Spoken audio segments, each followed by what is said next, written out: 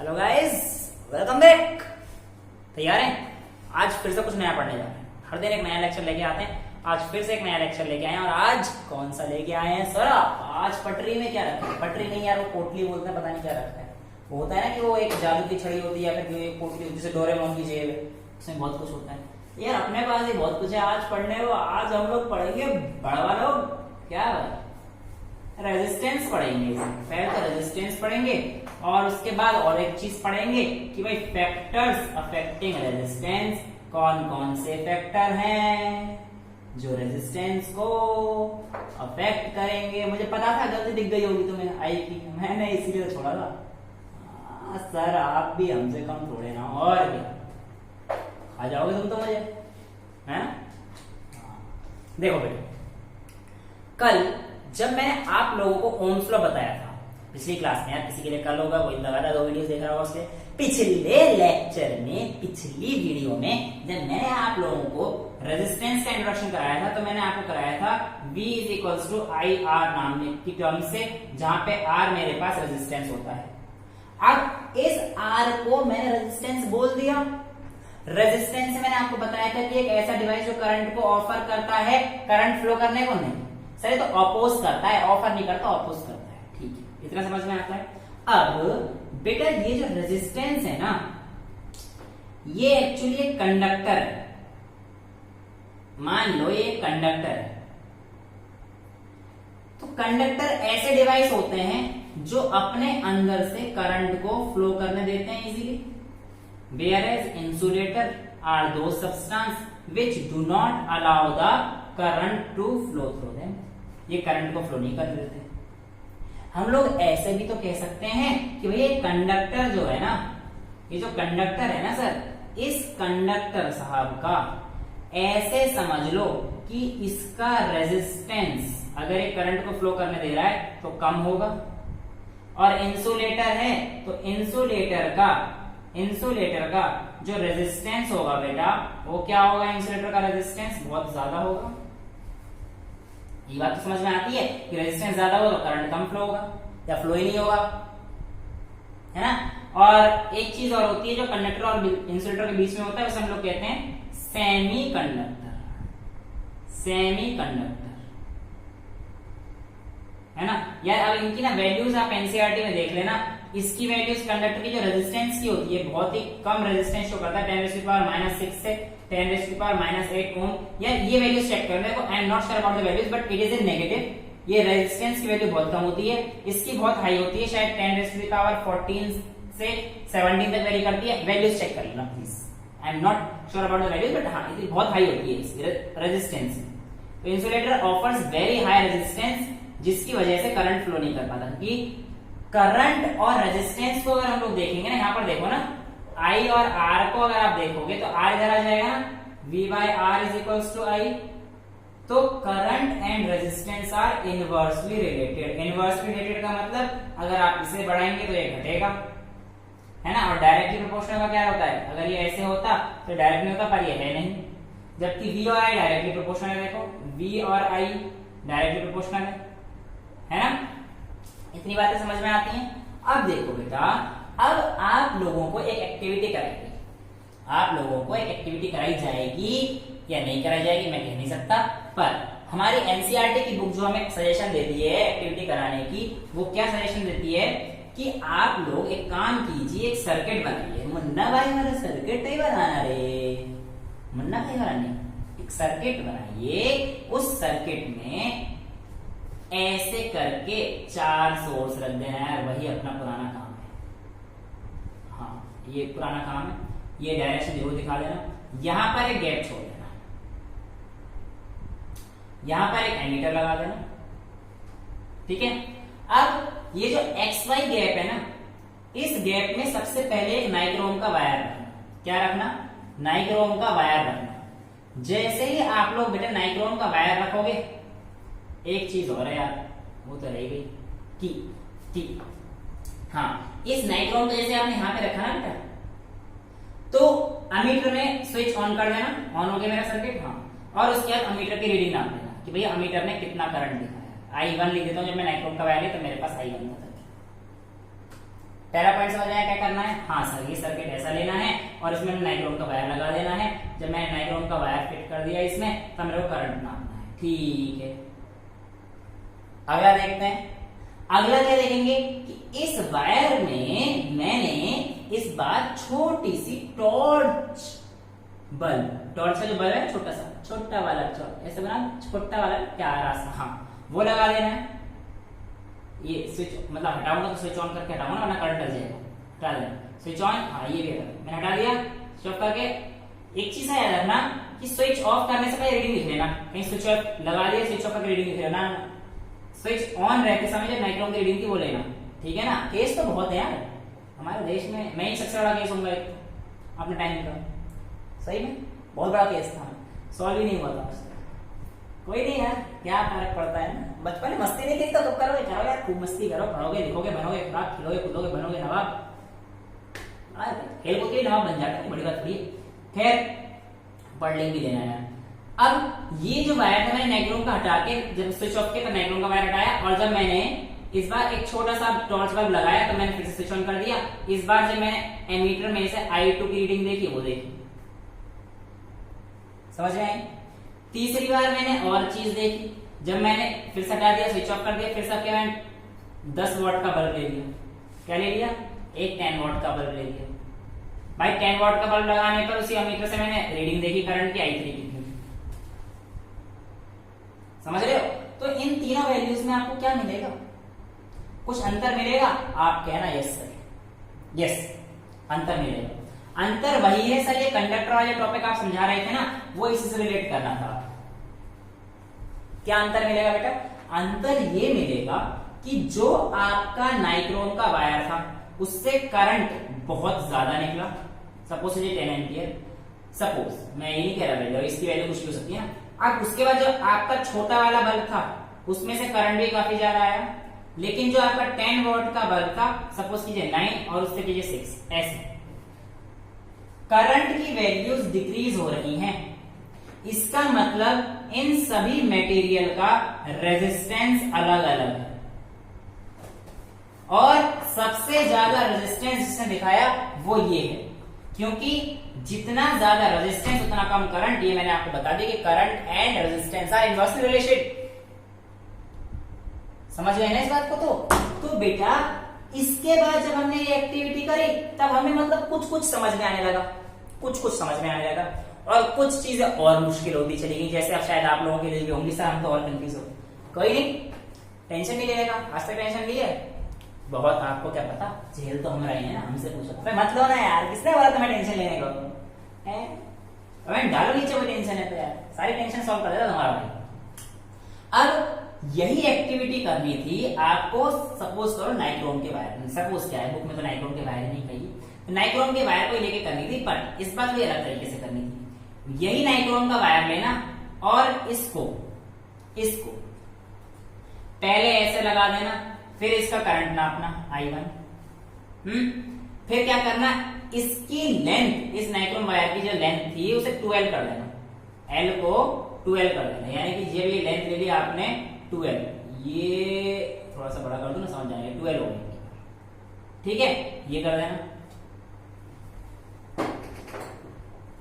अब की बार तीसरे में क्या करना है आप लोगों ने, लेंथ तो L रह देना, पर उसका एरिया, यानी कि इस बार जब लेंथ 12 ली थी तब ऐसे कर दिया, 12 हो गई लेंथ, और इस बार ना इसका एरिया बढ़ा देना, इस वाली वायर का थोड़ा सा एरिया बढ़ा देना, हाँ इसको लगा देना, फिर बड़े हुए वाले एरिया को, जो वायर है जिसका एरिया आपने ज्यादा लिया था, इसको लगा के देखना, और फिर एमीटर से रीडिंग देखना। तो आपकी वाली 3 रीडिंग आएंगे बेटा, I1, I2, I3, एक जब लेंथ L थी नाइक्रोम के वायर की, एक जब लेंथ 12 थी, ये L लेंथ पे है, ये 12 लेंथ पे है, और ये लेंथ L है, बट इसका एरिया हमने फिक्स कर दिया। अब एरिया कितना है मेरे को अभी नहीं पता, बस ये पता है कि फिक्स कर दिया, ठीक है बेटा। अभी आप देखना तो I1, I2, I3 की values they are not same, अब भी ये तीनों डिफरेंट आएंगी।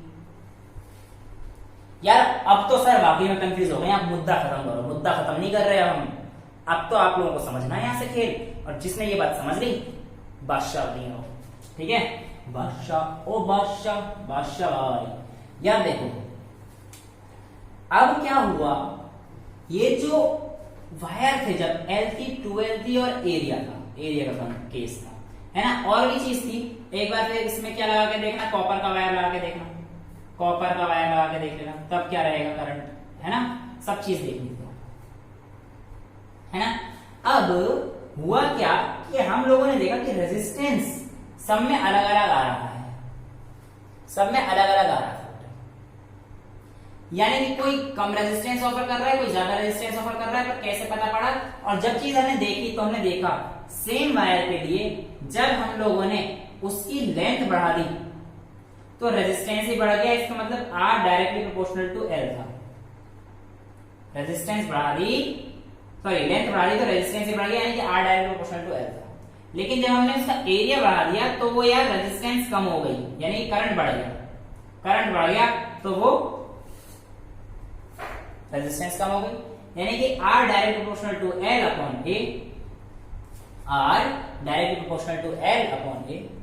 और आप लोगों को तो मैंने एक चीज बता रखी है कि जब भी हम लोग डायरेक्ट प्रोपोर्शनलिटी का साइन हटाते हैं तो एक कांस्टेंट आता है, प्रोपोर्शनलिटी कांस्टेंट बोलते हैं। जब भी ये साइन हटाएंगे और इसकी जगह पर इक्वल टू आएंगे तो हमारे पास बेटा ये रो आएगा। इसे ऐसे ही बना देना, चल जाएगा काम, इसी को ज्यादा मुंडी घुमाने की जरूरत नहीं है, रो बना देना बस, रोना नहीं है, रो बनाना है। बहुत सिंपल टॉपिक है यार, थोड़ा सा ध्यान दे तो आ जाएगा। तो R is equals to rho L by A, rho तो नहीं रहे ना, हाँ ना ना ना, रोना नहीं यार। लेक्चर भाई का देख रहे हो और तुम रो रहे हो यार, ऐसा अच्छा तो नहीं लगेगा, मुझे अच्छा नहीं लगेगा, हैं? रोना नहीं यार, मजे से करेंगे ना अपन लोग, बस यही चाहिए। अब देखो बेटा R is equals to rho L by A हो गया यहाँ पर।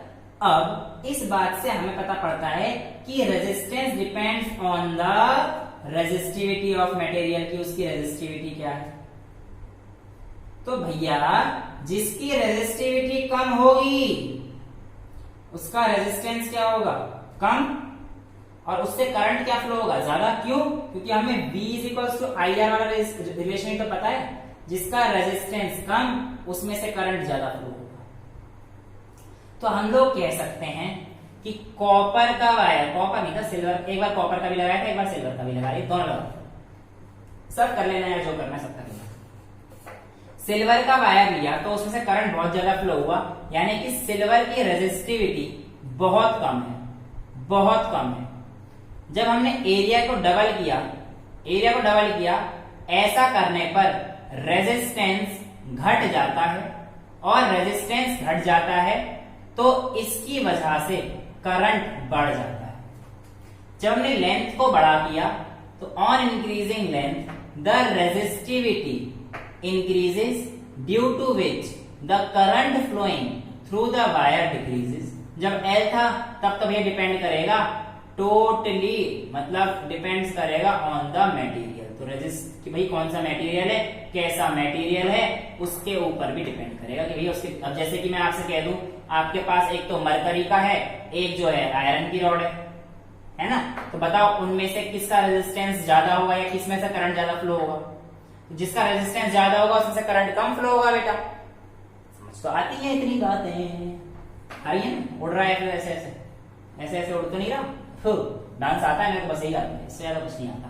खैर देखो बेटा, तो डिपेंड्स ऑन द मटेरियल। तो मैं क्या कह सकता हूं कि रेजिस्टेंस से कौन कौन से फैक्टर है इसको डिपेंड करता है। तो आप कह रहे हैं resistance depend on the length of the conductor, length of the conductor, क्योंकि कंडक्टर ही वो सब्सटेंस है जिससे हमारे पास करंट फ्लो होगा।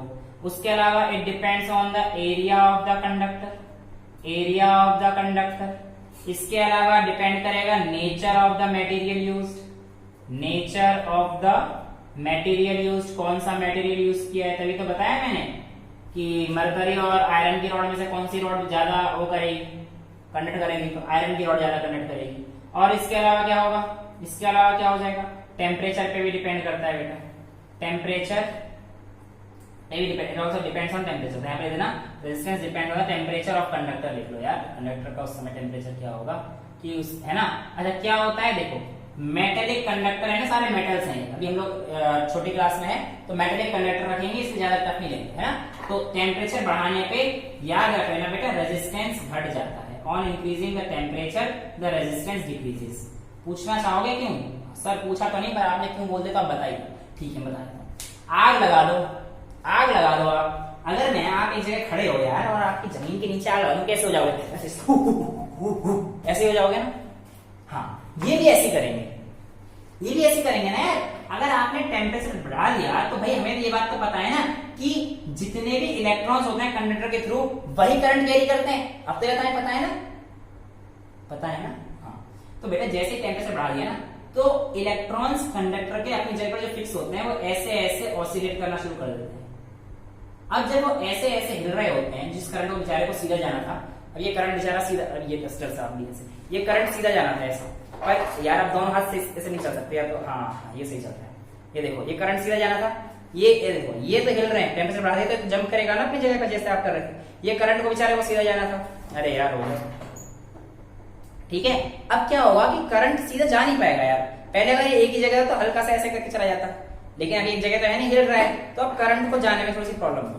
और जब भी करंट को जाने में प्रॉब्लम होगी, इसका मतलब रेजिस्टेंस बढ़ रहा है और करंट को जाने में प्रॉब्लम हो रही है, करंट कम हो रहा है, तो हम लोग कह सकते हैं ऑन इंक्रीजिंग टेम्परेचर क्या लिख दिया मैंने, रेजिस्टेंस इंक्रीजेस, करंट डिक्रीजेस। माफ कीजिए, माफ कीजिए, माफ कीजिए, करंट डिक्रीजेस।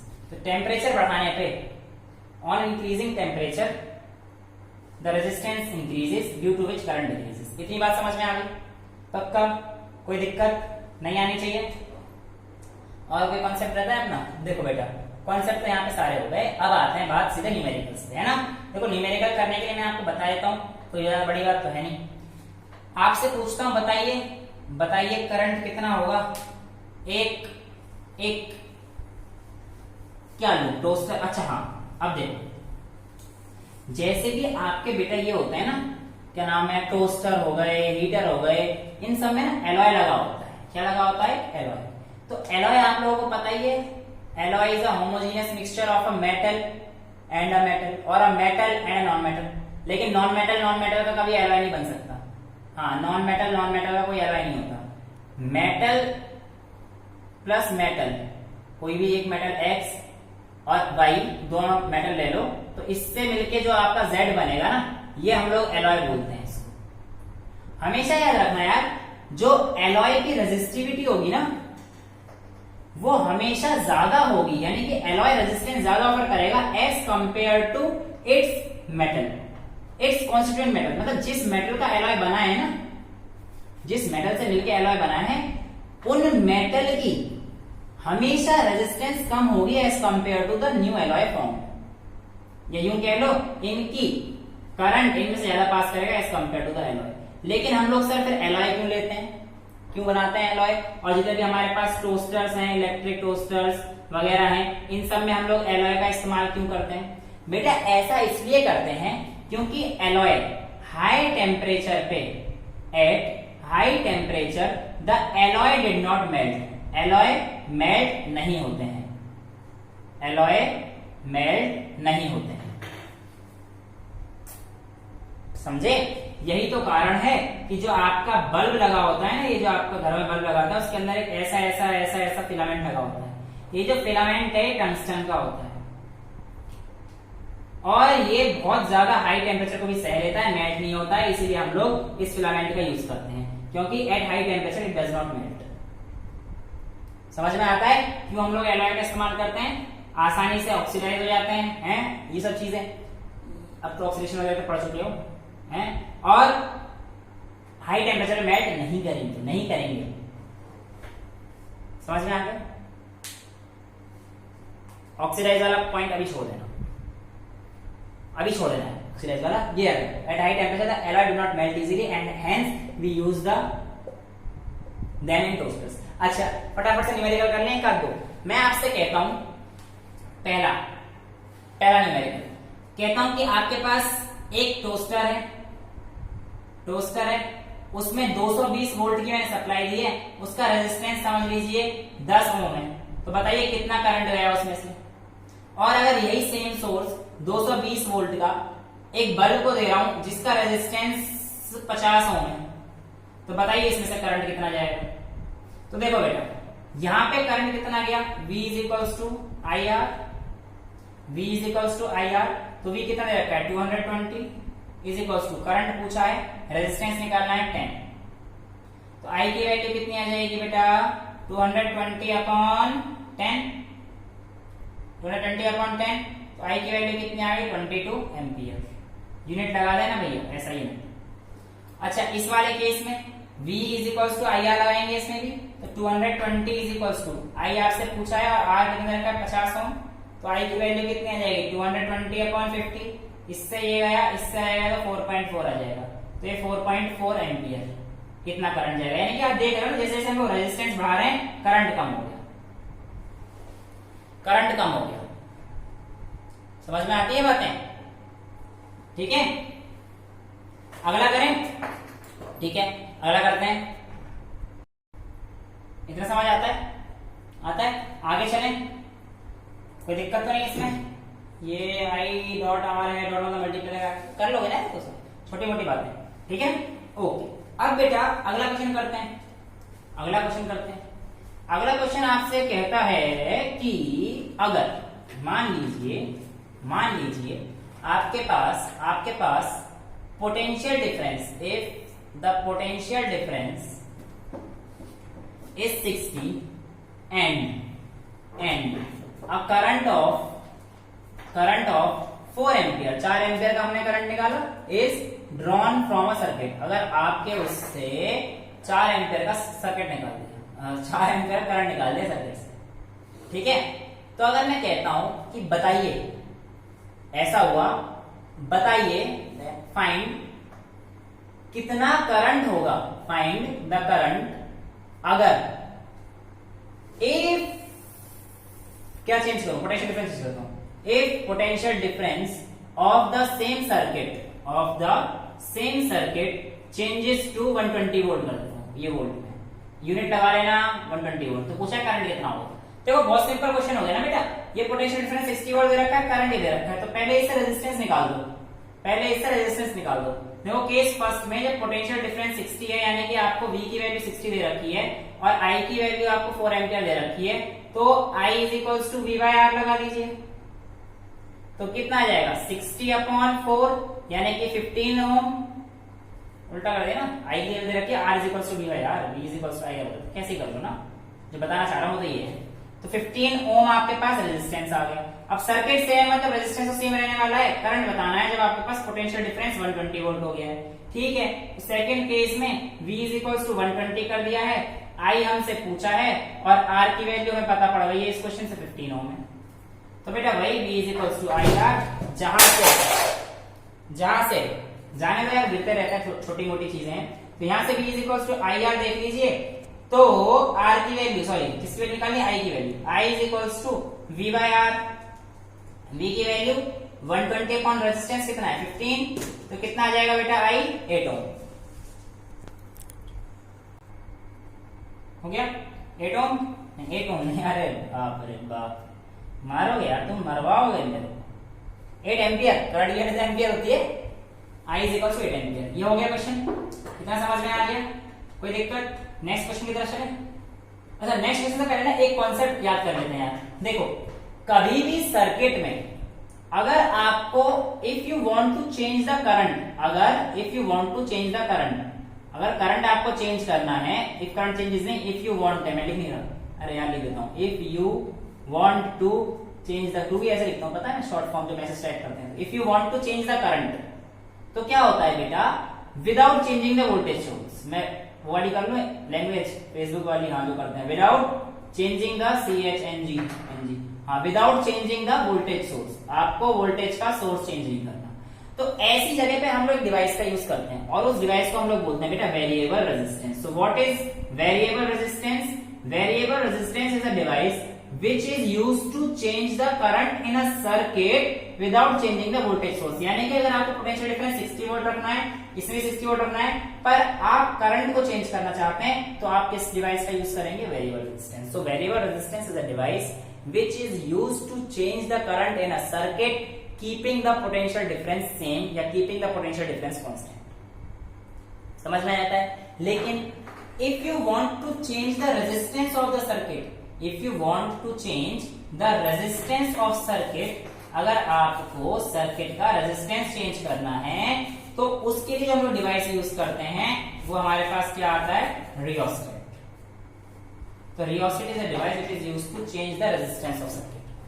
ठीक है, वो यहाँ से याद आ गया मेरे को, पोटेंशियल डिफरेंस 60 ऑलरेडी कर दिया, ये शायद पीछे है एनसीईआरटी में, एनसीईआरटी मेंशन है, एनसीईआरटी बड़ी मस्त है, इतनी चीज समझ में आती है। आगे चले फटाफट से बेटा, आगे ना हमारे पास क्या कैलकुलेट करवा रहा है आगे यार, एक क्वेश्चन था, मेरे को डेटा याद नहीं है बिल्कुल एग्जैक्ट, अब एग्जैक्ट डेटा तो यार इंसान है, कहाँ तक क्या क्या चीजें याद रखेंगे, है ना, लेकिन मैं आपको तरीका जरूर बता दूंगा, उसमें जो बताना चाह रहा है मैं वो जरूर बता दूंगा। आपके पास पूछा है कि कैलकुलेट कीजिए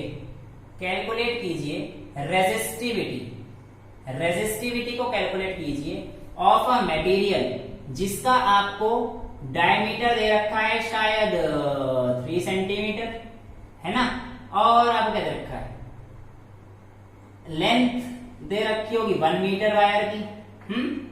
और बताइए अगर रेजिस्टेंस जो उसमें से निकला वो 5 ओम है, तो बताइए रेजिस्टिविटी, मैं सपोज ले रहा हूँ, एग्जांपल ले रहा हूँ, मेरा फिक्स वैल्यू नहीं है, बस मैं बता रहा हूँ जो एनसीईआरटी दे रखा है उसके हिसाब से बता रहा हूँ। ठीक है, तो कैलकुलेट कीजिए रेजिस्टिविटी उस सब्सटेंस की जिसका डायमीटर आपको गिवन है और आपको लेंथ गिवन है उस वायर की और आपको रेजिस्टेंस गिवन है उस वायर का। बेटा रेजिस्टिविटी हमें रो से पता पड़ती है, ये बात तो हमें पता पड़ गई, रो इज द रेजिस्टिविटी, तो R is equals to rho L by A वाला फॉर्मूला लगा देंगे। R की वैल्यू हमें गिवन है बेटा 5 ओम, तो 5 ओम हो जाएगा इज इक्वल्स टू रो हमें निकालना है, अच्छा L की वैल्यू 1 मीटर दे रखी है, जो भी सारी चीज लेंगे स्टैंडर्ड यूनिट रखनी है, देखो ये सेंटीमीटर में दे रखा है, पहले इसे मीटर में चेंज कर लो या इसे सेंटीमीटर में चेंज कर लो, आपकी मर्जी है, एक ही यूनिट रखना, तो जो आसान लगता है वो कर लेना। ये मैं 0.03 सेंटीमीटर ले रहा हूं, है ना, मीटर ले रहा हूं। अब लेकिन बेटा ये तो डायमीटर है ना, और हमें एरिया निकालना है, हमें जब भी वायर देगा ना, तो वायर जो हमें निकालना है एरिया वो पाई आर स्क्वायर, समझ में आ रहा है, एरिया के लिए पाई आर स्क्वायर लेना, और आर निकालने के लिए डी/2 भी कर देना, या इसी वैल्यू को डी स्क्वायर बाय 4 लिख देना, आपकी मर्जी है यार, कोई बड़ी बात नहीं है, जैसे करना चाहो कर देना, मतलब डायमीटर से रेडियस तो निकाल लोगे ना यार, हाफ कर देते हैं इसका, ठीक है ना।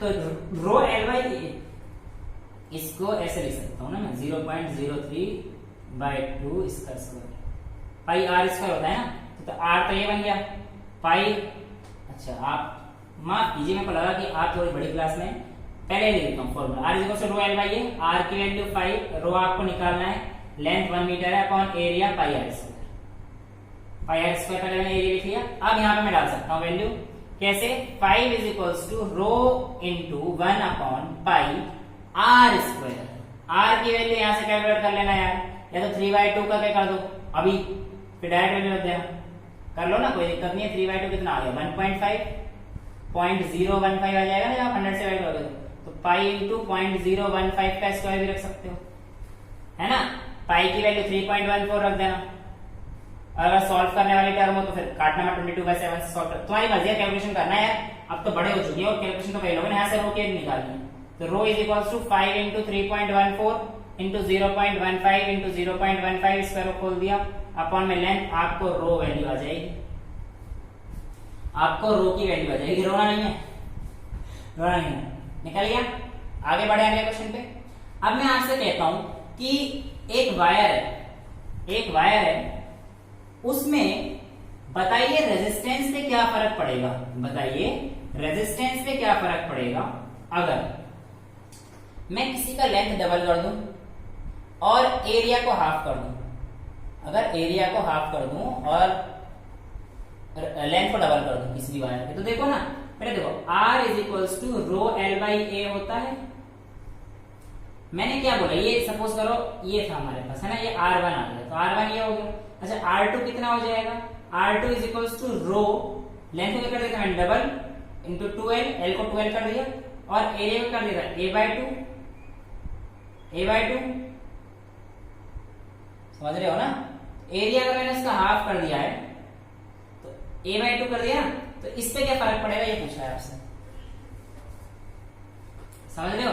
अब बेटा एरिया जो होता है ना, ये पाई आर स्क्वायर आता है, पता है ना, पाई आर स्क्वायर आता है, तो ये 2 का स्क्वायर हो जाएगा यहाँ पे, समझ रहे हो ना कैसे कह रहा हूं, ये अभी तो एरिया की टर्म्स में अगर बताऊंगा तो दिक्कत आ जाएगी ना आपको, अभी ऐसे समझ लो, तो इसको मैं पाई आर स्क्वायर करके खोल दूंगा, तो R is equals to rho into 2l upon, अब यहाँ पे भी तो पाई आर स्क्वायर लिख सकते हो ना, rho L upon pi R square का, तो यहाँ पे भी पाई इंटू आर बाय 2 कर देना, रेडियस में 2 कर दो, एरिया करोगे तो पाई इंटू आर बाय 2 का स्क्वायर। तो कितना आ जाएगा ये, R2 की वैल्यू क्या आ जाएगी, rho into 2l upon pi into ये R square upon 4, pi R square into 4। तो ये वाली वैल्यू ऊपर पहुंच जाती है बेटा, पता है नहीं, क्योंकि इसके नीचे देखो रो 2l के नीचे 1 है अपॉन पाई आर स्क्वायर है और ये अपॉन 4 है, तो ये दोनों टर्म नीचे रहती हैं और ये इसके नीचे, तो ये ऊपर पहुंच जाएगी। तो आपके पास कितना आ जाएगा, rho 2l into 4 upon pi R square, तो 4 इंटू करोगे क्या आ जाएगा 8 rho l upon pi R square. अब यहां पर देखो rho l upon pi R square को आप R1 लिख सकते हो, rho L upon pi R square को आप R1 लिख सकते हो ना, तो 8 into rho L upon pi R square को R1 लिख दो, और ये R2 के इक्वल था ना सब कुछ, ऐसे कर दो ना, तो R2 is equals to 8 rho L upon pi R square आ गया, तो R2 is equals to 8 times rho L upon pi R square R1 के इक्वल था, R1 ये आपके पास आ जाएगा कि R2 R1 से 8 टाइम्स हो जाएगा। ठीक है, एनसीईआरटी तो बहुत छोटा सा क्वेश्चन दे रखा है, कह रखा है अगर इसकी वैल्यू R1 की वैल्यू 4 है, शायद इसमें पूछा कि नहीं तो डबल कर देंगे तो क्या हो जाएगा, तो यार आप तो निकाल सकते हो, तो मैंने थोड़ा सा टफ सा करा दी, तो आप ये तो आराम से निकाल सकते हो, निकाल लोगे ना, कोई परेशानी तो नहीं आएगी, कोई परेशानी आएगी तो कमेंट बॉक्स में अपना कमेंट डाल देना, भाई है आपका सॉल्व करने के लिए। अगर आपको कोई भी चीज लगता है कि सर ऐसे नहीं ऐसे समझाओ, तो आप कमेंट बॉक्स में डाल दो, है ना। लेक्चर में मजा आया, सीरियस होने की बहुत जरूरत है, क्योंकि ये टॉपिक थोड़ा सा मुश्किल था, कुछ टॉपिक में सीरियस होना है यार, मैं खुद सीरियस नहीं रहता, थोड़ा सा हो जाओ, ठीक है, सीरियस नहीं रहता मतलब मजाक कर रहा था, लेकिन आज मजाक कम किया क्योंकि आज का टॉपिक थोड़ा सा मेरा नहीं, मेरा तो पहले जब मैं खुद था तो मेरा घूमता था, अब नहीं घूमता मेरा, क्योंकि प्रैक्टिस कर ली, प्रैक्टिस आप करोगे आपका नहीं घूमेगा, ठीक है। I hope lecture was clear to you, till then bye bye, take care, thank you so much.